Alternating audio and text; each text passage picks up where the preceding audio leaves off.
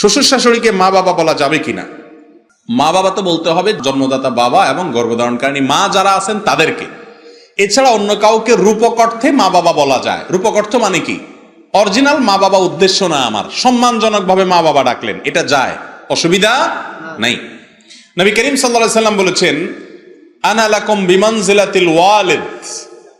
তিনি বলেছেন, আমি অর্থাৎ নবী করিম সাল্লাল্লাহু আলাইহি সাল্লাম তোমাদের জন্য বাবার মতো।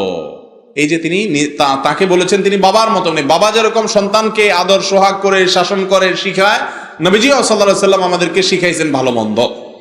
তো এই যে বাবার মতো বলেছেন, রূপক অর্থে শ্বশুর শাশুড়িকে বাবা বলা যায়। জামাই যখন শ্বশুরকে আব্বা বলে তখন নিয়ত থাকে এটা আমার আসল আব্বা না, এটা আমার নকল আব্বা। শাশুড়িকে যখন মা বলে তখন এই নিয়ত থাকে না যেটা আমার গর্ভধারণকারী মা। মনে করেন কথার কথা, এটা যে নিয়ত করে তার দলিল কি? তার দলিল হলো, প্রমাণ হলো, তার যদি কোনো ফর্ম ফিল আপ করতে দেয়া হয়, নাম লেখেন, বাপের নাম লেখেন, সে বাপের নামে যায় কি শ্বশুরের নাম লেখে না নিজের বাপের নাম লেখে? তাহলে বোঝা গেল গল্লিটা ঠিক আছে, এমনি বাপ ডাকতেছে, এই ডাকে অসুবিধা। হ্যাঁ, বলে কেউ বলবেন যে কেউ কি নিজের বাপরে আবার না ডেকে আরেকজনে ডাকে? হ্যাঁ, সে 2 নম্বর লোকও আছে।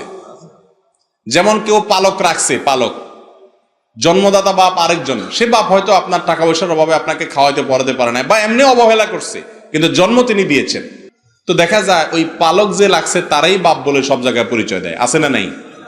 এটা গুনাহের কথা।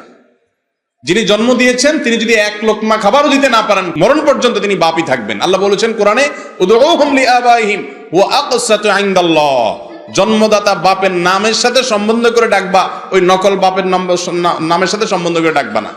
অতএব অরিজিনাল বাপ তাকেই বাপ বলে ডাকতে হবে। কিন্তু অন্যদেরকে বাপ ডাকছেন সম্মান জানাতে গিয়ে, যেমন শ্বশুর শাশুড়িকে জানায় আমাদের দেশে, এটাতে কোনো অসুবিধা নাই।